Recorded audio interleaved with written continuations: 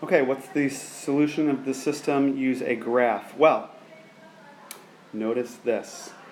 If you watched the video for number 29, or you heard us talking about special cases earlier, you will note that I said this. If you have the exact same slope, and these are written in slope-intercept form conveniently for us so we can examine it, they both have a slope of -3.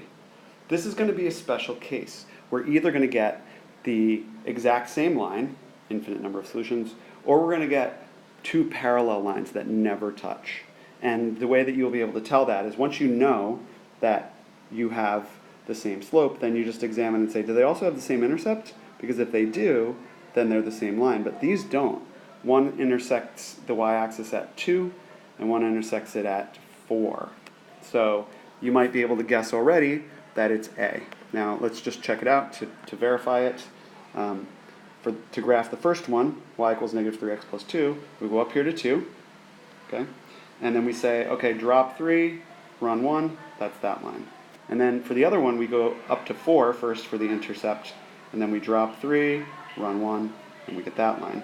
So these are two parallel lines, and you can just see it from the equations. Same slope, different intercept.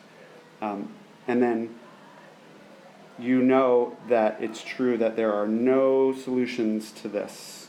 So the answer to this one is A, no solution.